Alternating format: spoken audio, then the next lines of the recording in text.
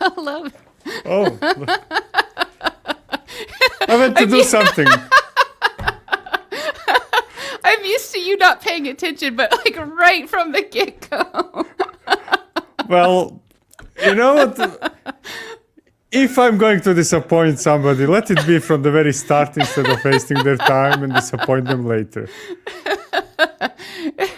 There's no doubt about who you are, and I love that about you. Well, that makes it one. You're getting. During this 5 minutes where this song is playing, I'm always like dancing around this room, like get myself all hyped up for the show. So I was doing that, like get my blood pumping. And I totally just like danced into some cat throw up just now. I didn't even know my cat was in this room. And so then, instead of doing 5 minutes of pre-show dance warm-up, I ended up like running into the other part of the house, changing my socks because my sock got all wet from it, and running back here. And now here I am. But I'm just like, woo, what a rush. It achieved the same purpose. I think that my version was much better of not paying attention than yours, but okay, go for it. Yeah, I agree. In this case, yeah, I should have just checked out. I would have been better off. Welcome, everyone, to You Choose. I'm so glad you're here. It's a choose your own adventure style journey through the whole CNCF landscape. We're like 40 episodes in. I think we've covered over 100 projects at this point, which is pretty cool. Yeah, and we are just starting. Those people just submitting projects like at an alarming rate. And not only submitting new projects to CNCF, but moving projects from other foundations to CNCF. This is never going to end. This was such a bad idea, Whitney. We cover more and more and more projects, yet the percentage of projects we've covered is somehow getting smaller. Yeah. What have we done, Victor? So this chapter, we're doing internal developer portals, and we're going through lots of steps if you to build your own IDP. We started with API and state management. And then last week, we did a different kind of episode because we covered policy, cluster level policy, and we covered GitOps, which are two system design choices we've already covered in past seasons. So instead of having the technologies come on and do a vote and all that jazz, Victor and I just recapped those two things. And here's what I want to know from you. Why are those two decisions? First, we'll do one at a time. Why is policy important for a platform? Because without some sort of policy, and we can discuss which sort, you have no control what is okay and what is not okay when people interact with the platform, right? Yes. Every platform has some sort of policy. Like if you go to AWS right now, right, and say, I want to create an EC2 instance that is of size 13.5, their policy is going to kick in and say, Victor, you're an idiot.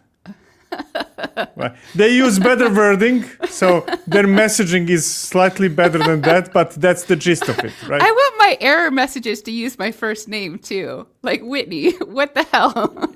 No, because when you use first name, it's kind of amicable somehow. It's nice. Yeah. Last name is so much more demeaning, kind of. Mrs. Lee. And your middle name in whatever there, goes after that, trouble. Whatever goes after that, it's up to no good. I think, tell me if I'm wrong, but I think policy is important because your platform that you're building is unique to your organization. And so therefore you need to have rules and policies that are also unique to a way to create rules that are also unique to your organization. Yeah, exactly. You need policies no matter whether it's internal or not. But when it's internal, then those policies tend to be even stricter, right? So if I keep the AWS as example, they have a policy that it must be one of the, 50 different regions. Nobody knows how many regions they have anymore, right? But in your case, it goes beyond that. It's not, hey, those are the regions that are allowed because we use AWS, but actually we use only those 3. Yeah. That's what you have to specify, right? Exactly. And then why do you need GitOps as part of a platform? Because it's 21st century. How else are we going to synchronize things into the platform? There's also an inherent assumption that Kubernetes is a part of our platform too. We're not giving a non-Kubernetes option. So if you started with a platform a while ago and you built it however you built it, that's perfectly fine, right? Nobody starts with everything today. But if you're starting today, it makes no sense not to use Kubernetes, simply because so many things that you would need to invest a lot of money and time into building are available out of the box, right? Oh, how do we do this? Oh, it's already part of it, right? It's built to build platforms. The goal of Kubernetes is, or one of the goals, is to not to give you a platform you can use. I will challenge anybody to whomever tells me that, hey, Kubernetes as is, without extending it in any form or way, is useful to us. It's not, right? Yeah. You need to extend it. So it's built to build platforms some way or another. And the only question that people should ask themselves is, when you're extending Kubernetes, whether you should extend them with some projects as they are, or you should customize it further. And you're talking about projects like Crossplane and Cradix when you say that, yes? No, Crossplane, Cradix, Argo CD. You're going to extend. You will have third-party applications in your cluster, right? And most likely they will be extending your cluster by adding additional capabilities and adding additional API endpoints. If you use Argo CD, I'm mentioning it because that's one of the choices we spoke about in the previous episode. What are you doing? You're extending your base platform, right? With additional capability. And the same thing goes for significant number of projects that are being worked on today. So GitOps is good because we're in the 21st century, but also more specifically so that you can have a declarative system instead of imperative. And also I would disagree with that, right? You can have you don't need GitOps to have a declarative system, just to be 100% clear. I can define things as YAML, and I can execute kube control apply, and I have a declarative system. Right? But that was going to be my second point, is that you shouldn't be accessing... You need to talk faster then and not let me interrupt you with me. The second point is you shouldn't be accessing kube control, kubectl directly, or kube API in any way directly. You want to move the threat boundary, move that boundary out to have the access to your cluster be maintained by GitOps or something else. Yeah. So those two things together are why GitOps is important. Do you think, is that correct? There are others like, constantly maintaining the state of something. I would argue that the state in Kubernetes is not necessarily the actual state, but nevertheless. And it's also for security reasons, because if you don't access the cluster and say have some process in your cluster pull stuff that it needs without allowing anybody or anything to access the cluster, so it's ultimately more secure as well. Not fully secure, but more. I have a question. So when you build an internal developer platform, you want developers or whoever is consuming to have self-service access to all the capabilities you're providing, correct? Okay, correct. So here's my question. How do you get a centralized picture of everything that's being provisioned throughout the organization? By watching the next episode. By watching. Oh, so you think it should be through the web UI? So we're going to do graphical user interfaces. No, because I know you can do it with policy reports. Like the policy tool can help you do that with Caverno. Not to get the full picture.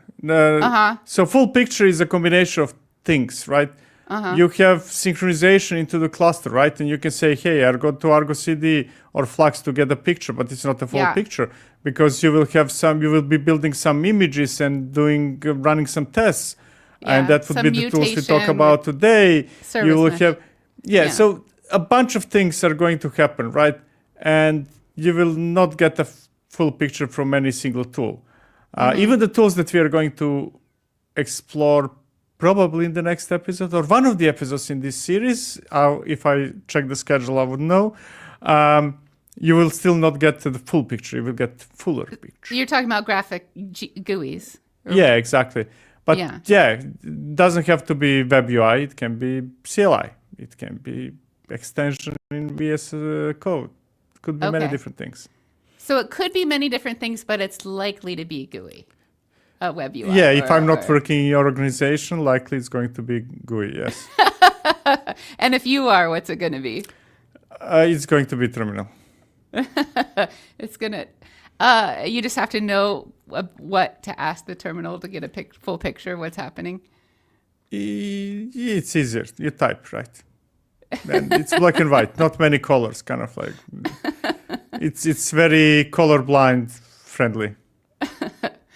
Okay, one more question about last week's stuff, and that is, so when we covered policy, cluster level policy, a long time ago, validating admission policy was just, we had them as a guest on the show, but they couldn't really win because they weren't really baked into Kubernetes.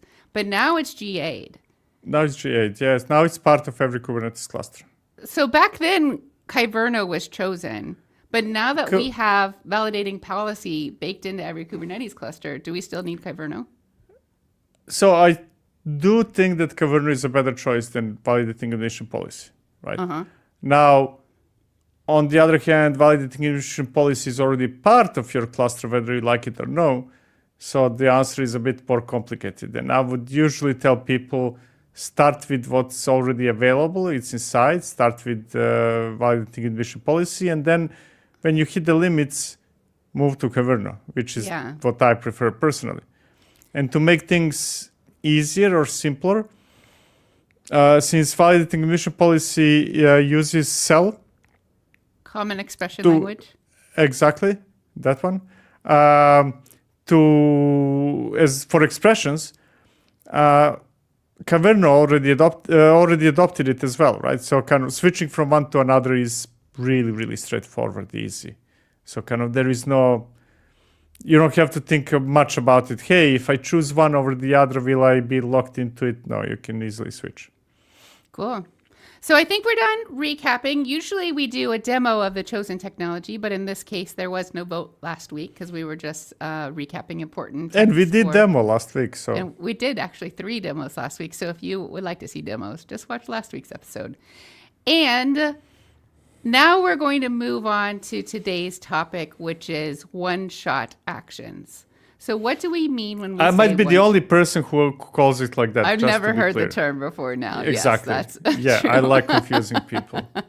I would call it like the same technologies, like we have GitHub Actions and Tekton and Argo Workflows on. I would call that release engineering, I think. Is that, what do you think about that? Not release engineering, no, because there's more to it.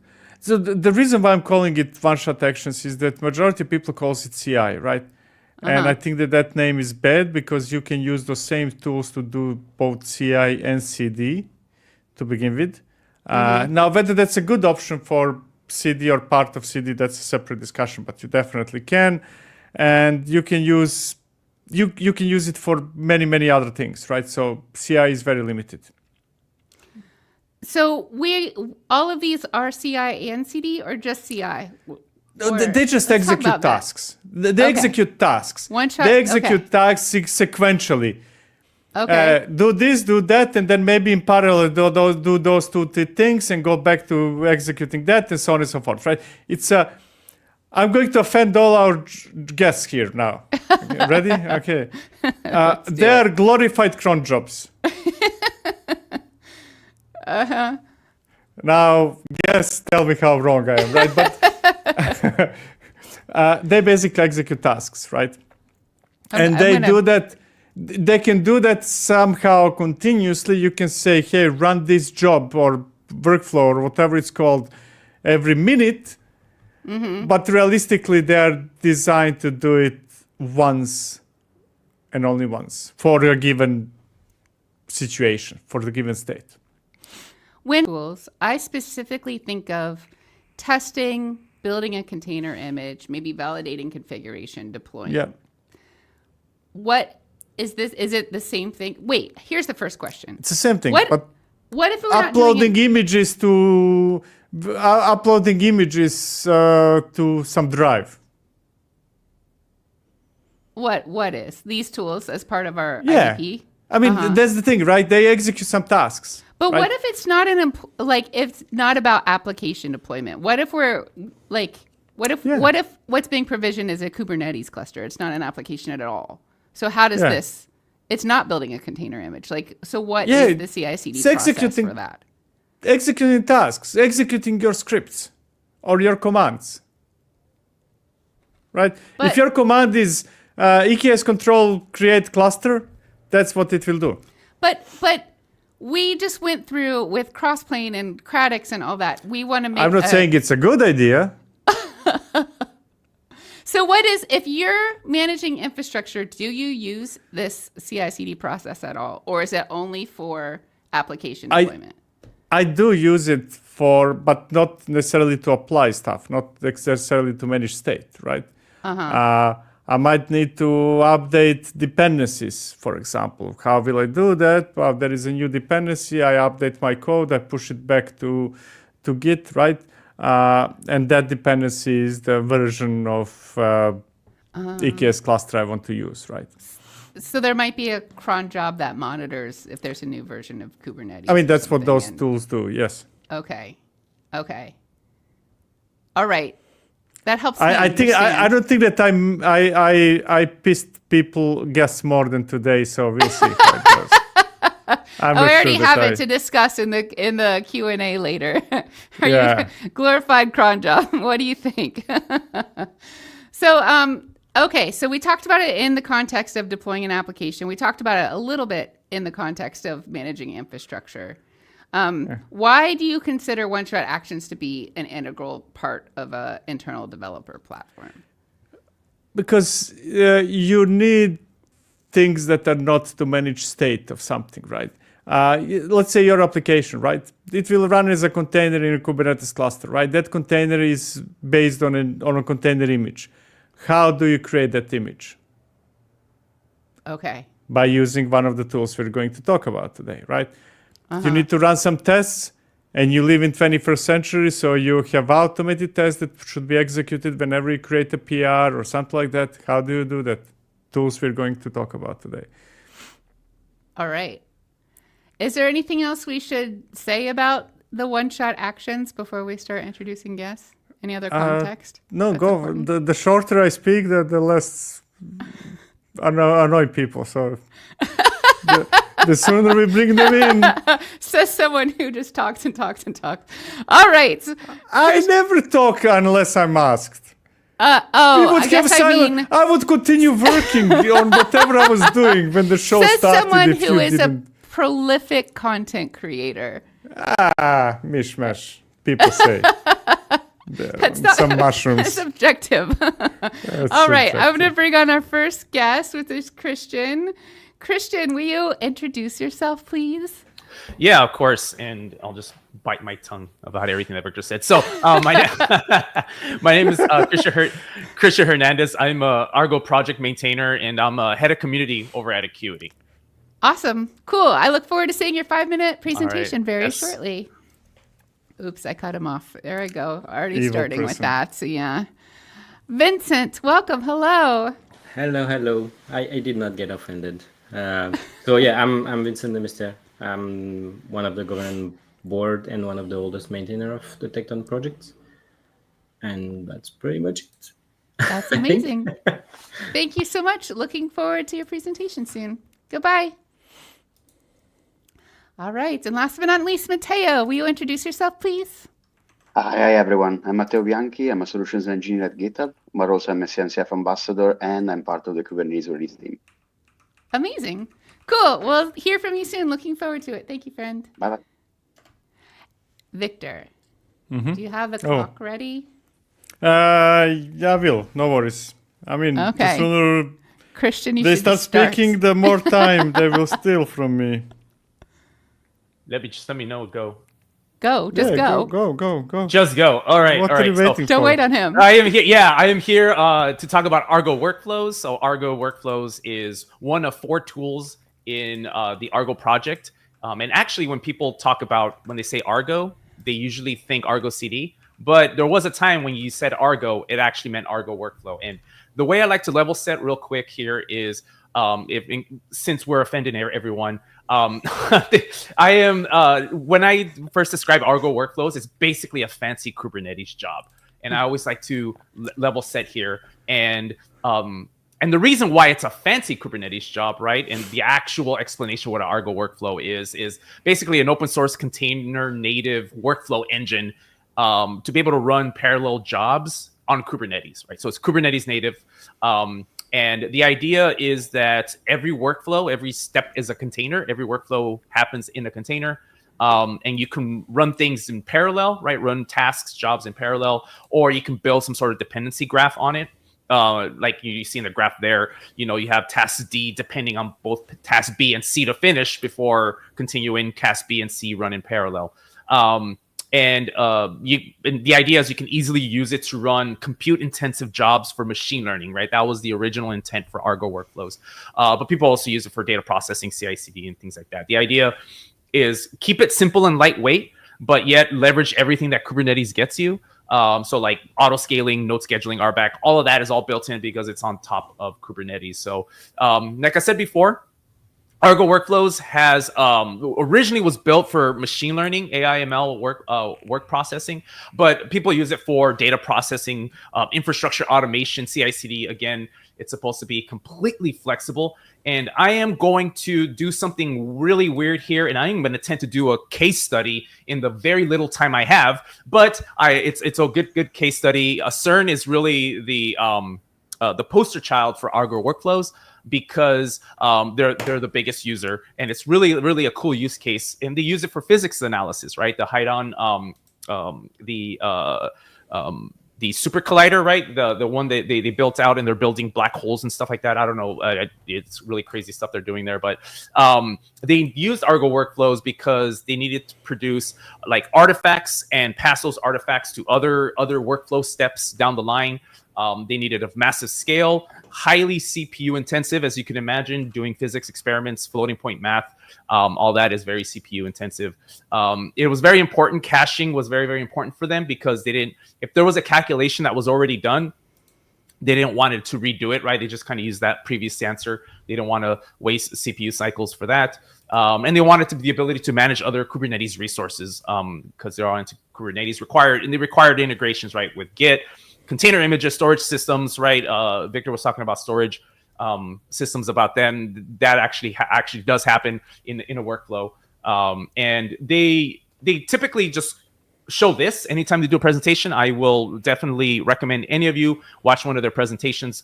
They showed like, oh yeah, we're really complex workflow here, but the actual reality is their workflow actually looks like this. So which is insane, as you can as you can imagine. It's if you're worried about a scale, don't worry, you're not as big as CERN. Your Argo Workflows will work for you.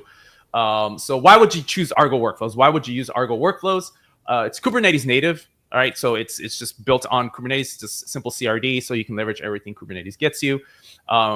You want to use Argo Workflows when your use case is containerized, right? So if everything can be encapsulated into a container, Argo Workflows works really, really well. If you have a really complex CI/CD system, you need things very, very highly parallelized, long-lasting approvals, retries, all of that stuff.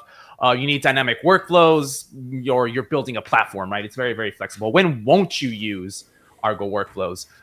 When a job is good enough, right? When you're just running one shot, as Victor said, if you're just running that's good enough. Or you need real-time processing. The Argo Workflows focuses on batch processing. So if you need real-time, it's not going to work for you.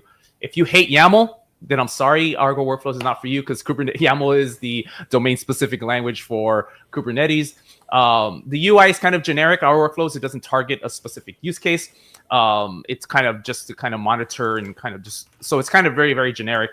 And remember that if you remember, Argo Workflows is very imperative. So if you're using Argo Workflows for CI/CD or your CD process, it's very imperative. So if you prefer GitOps, Shut him down.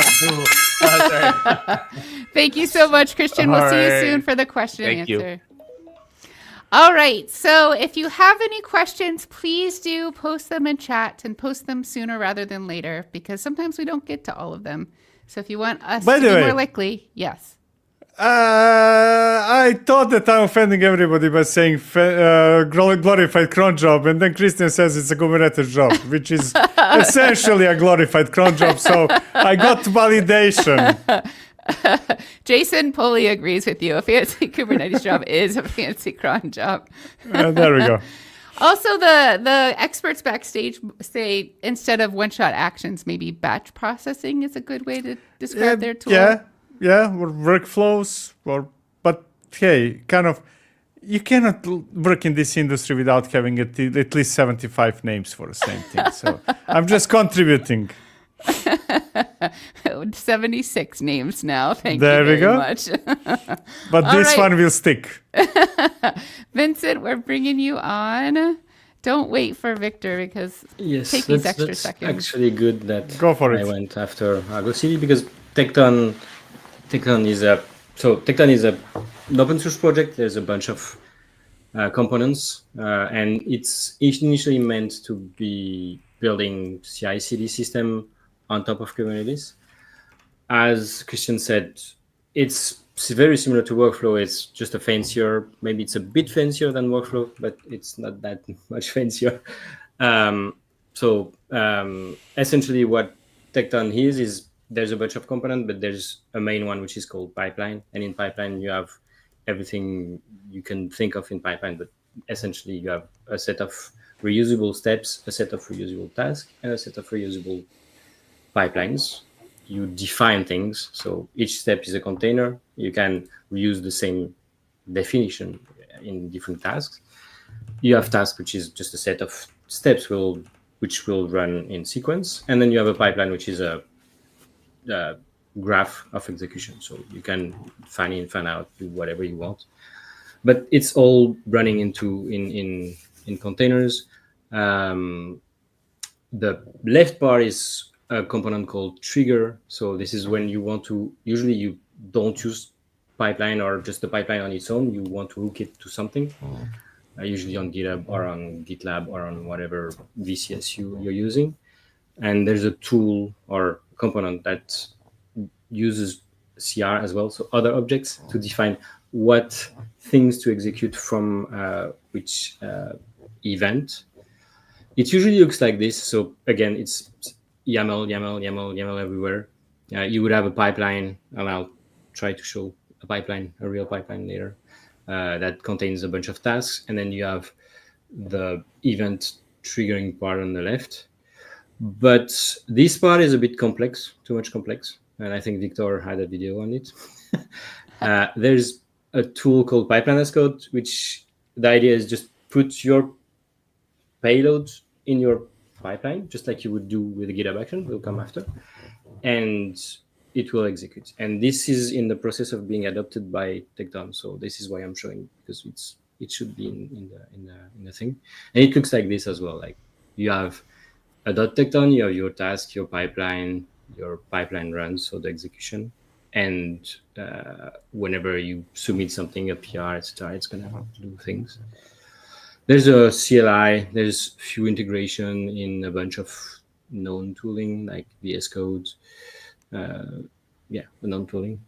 But yeah, let me just go and share another part, which is, and I think it's too small as well, but this would be one example of what is Tekton. So there's a task which does random things, like just a execution, then a pipeline that calls it multiple times, and then you have the pipeline run, which is, well, I want to execute this pipeline with these parameters. And the ideal and the real focus of Tekton is on shareability. So you will define one task, like building a container, you will define it once, you publish it in some public space, and then people, other users, be it from your company or from other company, can depend on it. And that was the main reason for splitting the definition part of things with the execution part of things.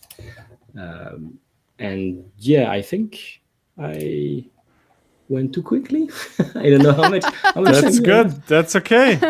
Tell me. No gong for you. Are you all finished? No going for me. Yeah, I'm good. I mean, I'll answer a question later. Excellent. Yeah, we'll have the Q&A part later. Thank you so much, Vincent. Appreciate you.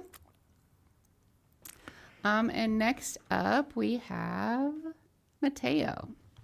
Yeah.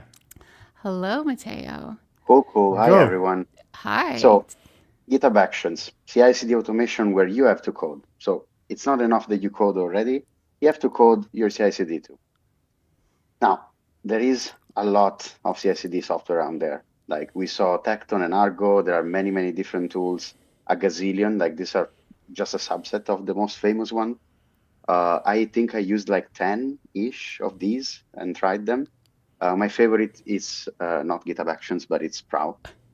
Since as part of the Kubernetes release team, I have to say it. It's a very neat tool, and it's open source.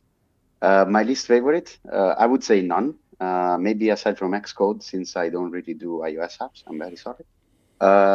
Anyway, I will not talk about any other tool. I will talk about GitHub Actions today. So GitHub Actions is not open source. So I think there is a bit of an unfair comparison here. We have a free tier. Like there is a great free tier that I've been using since like 2020. I learned today that GitHub Actions was released in 2018. And we have ephemeral provisioned VMs that you can mess up with. I messed up with a lot of them. And of course, you get clean and private instance per run. You get ARM since a couple of weeks for open source, which is great. In the slide, you can see all of the free tier for public repos capacity of the VMs. Before it was like 2 core at some point, now it's 4. And there is unlimited free usage if you have a public repo. We're gonna see a very nice plot twist later. So for free in this economy, yes, because GitHub Actions loves open source. And I have some interesting facts around this. There were over 7 billion of CI/CD minutes spent in open source in 2023. Probably now this number is a bit higher. In early 2024, GitHub decided, hey, no more 2 cores, just 4 now, which is great. There are like 20,000-ish actions and apps on the marketplace. You can build your own. So coming back to what Tekton was saying, you can reuse, and every other user in the community is going to benefit from your action, or maybe not benefit if it's broken, as some of the ones I built. There is a fairly easy syntax, I would say, but maybe being used to Kubernetes, it's a bit unfair to say it. It's all YAML. It's pretty straightforward. You can integrate with a lot of different tools, and you can interoperate with Argo and Tekton, but don't tell it to anyone. It's a secret. There is a huge community of adopters that can help out. Or you can just ask ChatGPT to generate something for you. It's fine. More often than not, it's going to work. Now, many great open source projects use GitHub Actions, like Astro, Kubernetes, in the release part at least, Tekton, and Argo Workflows. So I would like to point out that they all use GitHub Actions, and it's a pretty funny thing. I didn't think they would. But they do. So, but now the question is, can it deploy on Kubernetes? And the answer, in my experience, is yes, with a couple of buts. There are some certified actions, especially, of course, with Azure, AKS. You can run your kubectl commands. You can do Helm releases and everything. But it's not really, and now Victor is gonna blame on me. It's not Kubernetes native. Like it's not living within your cluster, of course, and that can prove to be a bit hard when you have a complex CI/CD system. But Actions is about simplicity, so that's, I think, the most powerful thing. And yeah, so it's not native, but whatever you can do with a bash script can become a step in an Actions workflow, and you can basically do anything you want. Now, will it be secure? Will it be enough for your CI/CD system? Maybe not, but you can always fix it. At the end of the day, we are all just here to automate the boring parts of our jobs. And it's pun intended, of course. Thank you. Q&A time for whenever I get questions. Oh, Finished on time. So close to the gong, I could hear. Yes. Now, Awesome. I can say with absolute certainty that you will never get a job in sales. No, I don't have already a job in sales. This was, by the way, this was me having my employee hat off. Of course, opinions are my own. By the way, do not fire me, please. By the way, I worked with Jenkins a while ago, a long time ago, and most of Jenkins plugins, which is GitHub Actions, sort of, are also built by GitHub Actions. Wow, that's amazing. That's just amazing. We help the competition too. So the first question has to be, what do you think of Victor's assessment that your three tools are each just glorified cron jobs? Christian, what do you think? Are you just a glorified cron job? I mean, yes. I mean, if you think about like you have, I mean, other than scheduling it, I mean, yeah, it's like it's essentially tasks that you need to do repetitively often. It's just I called mine a fancy Kubernetes job, but a fancy Kubernetes job is nothing but a fancy cron job. So it's essentially you're adding more complexity to it, right? You're adding things like dependencies and a little bit more advanced things. But at the end of the day, you just kind of like, I need a cron job that does maybe a little more. Yeah. Especially the triggering part, right? Kind of that's the big thing about being able to trigger on some events, be it a commit or something else. So I'm trying to wrap my head around what are the differences, and I kind of think my understanding is that GitHub Actions is not Kubernetes native, and it supplies the compute, and then the other two are bring your own compute. And you can use Kubernetes. It's like self-managed versus as a service, right? You can manage your own runners if you want, and I see that there are also ways to deploy actions on Kubernetes, but that's a separate like open source project. Is not part of Actions per se. So you can indeed make it Kubernetes native, but that's a separate project. Okay. And then what are the big differences between Tekton and Argo Workflows? Vincent? There's not too many. I think the last time I looked at Workflow, because I don't look each and every day, the main thing was the separation between the execution and the definition. So the tasks that can be shared out somewhere, and then you just executed them from your pipeline run. Whereas in workflows, you have your workflow defined, and you kind of have it on its own. I think you can. So you have your values factored out into a different artifact. Yeah, I think it's similar to workflow templates, right? Yeah, probably. But yeah, it's essentially when a user comes and say, should I use Tekton or should I use Workflow? Use the one that looks appealing to you. I don't know what. If you're already using. I usually use. They might even want to use. I always say it's intent, right? So like if you intend to do CI/CD, you're probably going to start with Tekton. If your intent to do is like AI/ML workflows, batch processing, you're probably going to start with Argo Workflows. But they're like the Venn diagram. Vincent, you're right. Like Venn diagram is like very, very much overlapping because you can use Argo Workflows for batch processing, and you can use Tekton for batch processing. I guess it's just it's more of intent, but then you're gonna have to try them and then see which one you like. I mean, they're so similar. Vincent's right in that. Just try it and see which one you like.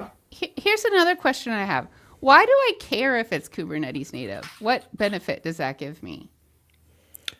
I will split that into two questions, right? Okay. When it's something as a service and something self-managed.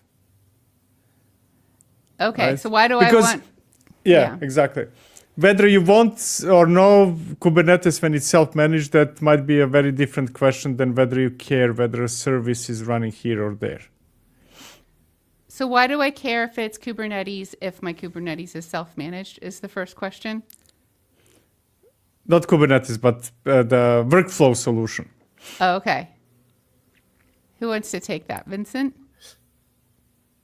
It's a hard question, but like for me, it's more for example, if you use GitHub in your company and you don't have a willpower to, like, you have a Kubernetes cluster, but just for your production, etc., and you don't want to grow your Kubernetes cluster or have another Kubernetes cluster for CI, you can just go with GitHub Action if you're fine with them running on someone else's computer. Whereas if you care a lot where it runs, if you manage your cluster on your own, like internally, etc., then you might want to use Kubernetes, and thus to because you already have tooling, etc., that manage Kubernetes, and thus you would look more into Argo Workflow or Tekton. It's usually more like this even in our customers. It's more like this, like all customers or all users that maintain that do not want their CI to run on someone else's computer, they will, and that already adopted Kubernetes elsewhere, they will choose either Tekton or Argo. That makes sense to me. Yeah, I always say, like, if you're on Kubernetes, what you're leveraging is the Kubernetes scheduler, the cleanup, all of that stuff, because you're just running these things in pods, right? You're running them in containers and in the pod, and when it's done, it just kind of like a self-cleaning, kind of self-managing, orchestrating. You don't have to worry about, you give Kubernetes a container, it'll schedule it for you, and so you care in that, like, if you're already on Kubernetes, just leverage the platform that's already there. Like, you're already using everything. I mean, you're already using Kubernetes now. Just now use it for your batch processing. Like, it's kind of the hammer. Everything becomes a nail, right? Like, you have this hammer that's Kubernetes. If you talk about something bigger than very small use cases, I have to run my single project or something like that. Simply without Kubernetes, it's such a pain to manage dozens or even hundreds of servers where your workloads are. And when I say not workloads, your actions, your workflows, your right? Cron Exactly. jobs. Will run. Anybody who used, let's say, Jenkins in the past, connected to dozens of servers, knows how painful that is. It's kind of just really painful. And Kubernetes just removes that. It's not that Kubernetes is easy, and it's not that it never fails, but simply that whole scheduling. How do I run dozens or hundreds of jobs in parallel when I manage my own stuff? There is nothing really that can compare to Kubernetes today. We got the thing is, you don't manage. Jenkins nightmares coming back. no. Thanks. Me too. Sorry. Absolutely, me too. The thing is, when you don't manage the nodes, it's always good. So either you are not managing the nodes because you're using actions and you are a public repository open source project, then it's fine. If you're a closed source repository, maybe you don't want to pay GitHub for some reason, you can go and you have a Kubernetes cluster already, and you can start using the other CDs. You install your CRDs, you do your setup, and the thing is, you still don't manage your nodes. Like, you're still not managing the compute, which is great. Like that's the great part, I think, for every of these tools. Actions only for open source, while Argo and Tekton for both cases. Not managing compute is the reason to run a CI/CD in Kubernetes. A quick question for you, Matteo. Scott mentioned also that GitHub Action hosted runners can be deployed in Kubernetes, and you were kind of mentioning that. Will you just say the name of the other project that addresses this for people who are curious? Yes, it's ARC. It's called Action Runner Controller, and it's open source project. You can contribute. It's very nice, and it's how you can run self-hosted GitHub runners on Kubernetes. So it's pretty cool. You can achieve what we were discussing with that. But I didn't put it in my pitch of Actions because I thought it was unfair, like it's a separated project, but you can use it for sure. I appreciate your sense of justice, Matteo. I try to be fair. All right, I have here's a question. Let's start with Vincent. Why do people not use make files for pipeline definition? Why has it got to be YAML? Well, you can define a pipeline with just a task and use makefile in there, which would work. So I do use a lot of makefile, but it's not the easiest format to follow. What will execute when, etc. It gets very complicated very easy. It looks simpler. Initially it looks simpler than YAML, or not simpler. It looks less verbose than YAML.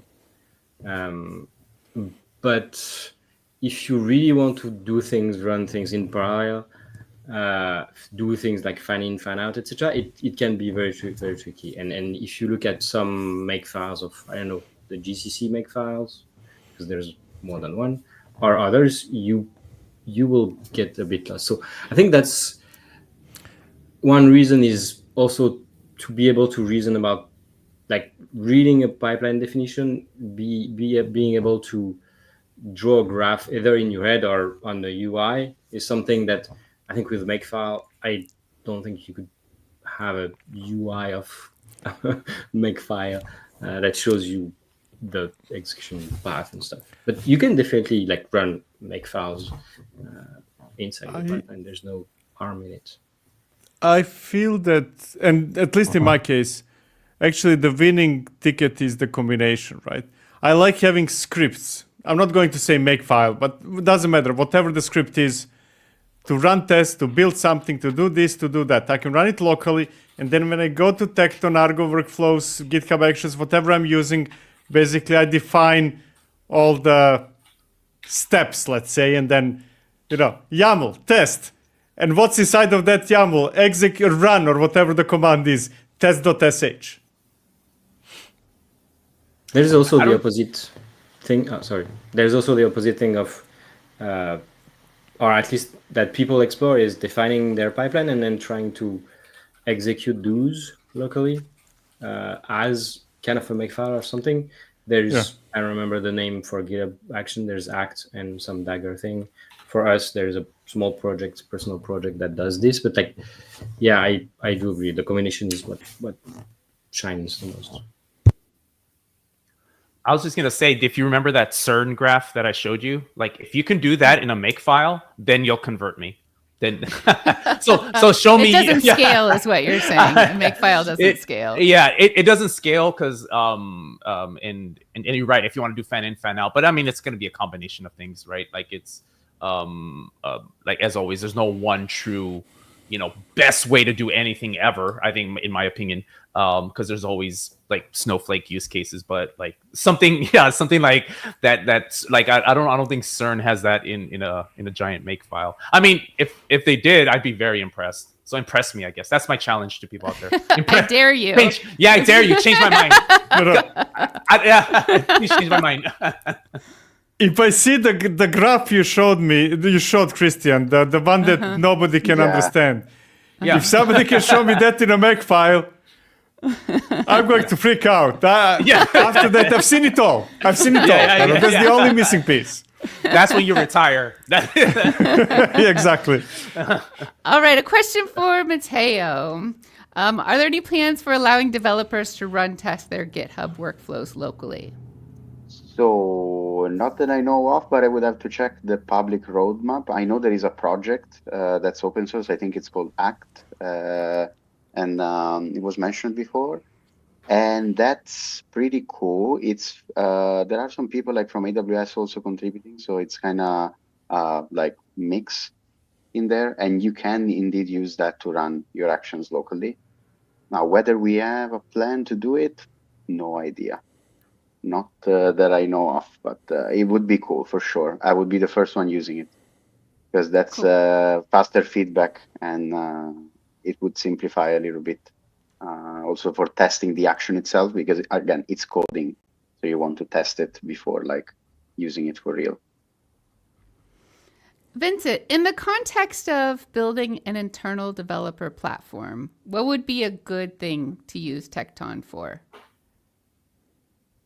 I would say CI, but and CI and like things like if people know GitHub a bit, like there's something called Dependabot, for example, and this is a bit what Victor said as well, like having some small one-shot action that do check, I don't know, the images or dependency on Go or on any language, and just schedule, like run these as a cron job, and then just like one-shot action and then CI. I would say both of them. I wouldn't use it for CD, even if there's a CD in the org name Tekton CD, but Tekton doesn't maintain state, so it's definitely better for CI and one-shot action and glorified cron It's job going to is what stick you with just me, you said. see? It's going to stick. I like the one-shot action, really.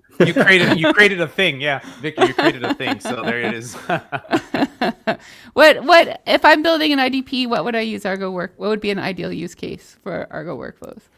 For the automation component of it. So if I imagine you guys are going to look into eventing, but like some sort of event happens, right? Someone requests some sort of I don't know, resource. Argo Workflows is great for the automation of that. So the automation of creating and managing resources is, I think, where Argo Workflows fits in for sure. Cool. And Matteo, same question for you. So I would say that we use it for sure, since it's very close to the repository, usually. If you use GitHub as a source management control, I would use it for managing the issues, triggering actions from issues, PRs. Like, it's not only about the CI/CD, but it's also about, again, managing the stale issues or assigning stuff to people. It's a bit more automation in general than just CI. I would say also CI is good enough. You push everything to your registry and it's fine. I wouldn't necessarily do CD, but CI and general automation for sure. Everyone's saying they don't do CD. Who does CD? What tool does CD? Argo CD. Who are you asking? Argo. Argo CD. Get up to go. They have a name. Matteo, while I have you, like, Were you not paying attention last week?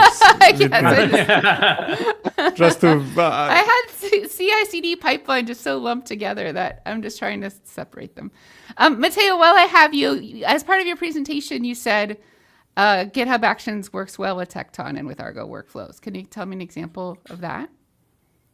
Yeah, I mean, you can, for example, just use GitHub for creating the container, push it on an image registry, and then you can update your repo again with a new version. Argo pulls the repository and starts the GitOps process.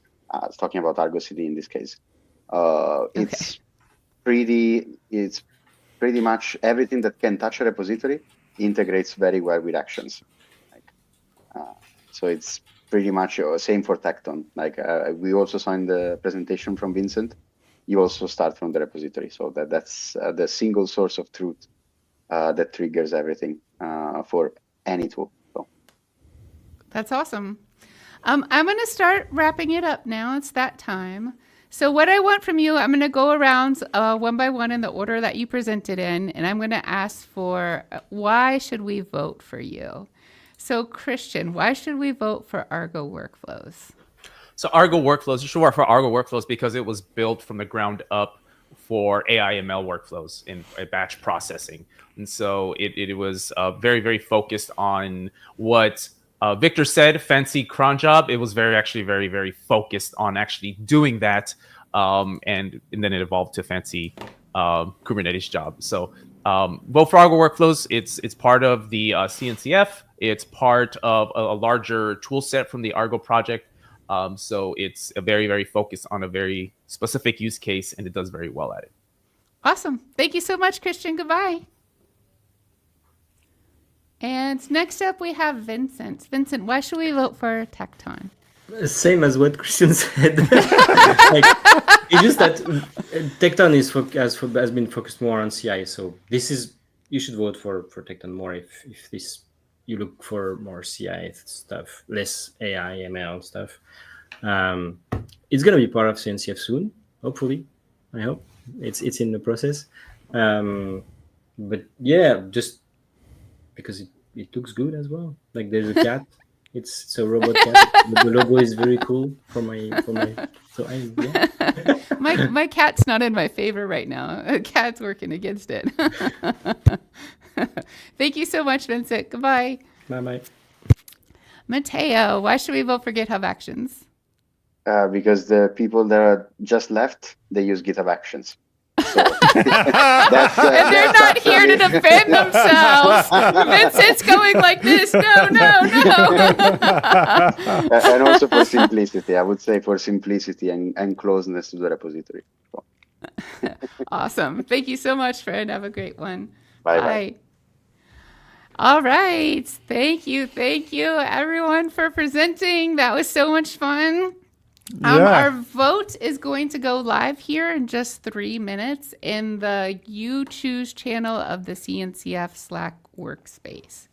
We have a graphic. There you go. It's been so long since I made that QR code. I don't know where it leads anymore, but somewhere around the area of the You Choose Slack channel. If it doesn't lead where it's supposed to lead, then go to CNCF Slack channel, find the You got this. workspace, and then... It's in the description of our video right now. But Yeah, anyway. assuming that link works. We haven't checked it in years, but yeah. And the vote is live for 3 whole days. So if you watch this a couple days after the stream, still, the vote's probably live. Go cast your votes. It's fun. Is there anything else we should say in closing, Victor? No? Join us. Glorified cron jobs. Glorified cron jobs. Join With us the graphical user interface. Okay, I'm changing my definition with the graphical user interface. Oh, so one-shot action is glorified cron job with a GUI. Yes, that's the new one. Yes. All right. Well, join us next week, same time next week, to talk about GUIs, like platform level GUIs or web portals for your platform. Yeah. Those are the types of tools we're going to talk about next week. Backstage and Port and maybe Roadie. Awesome. Thank you. Bye.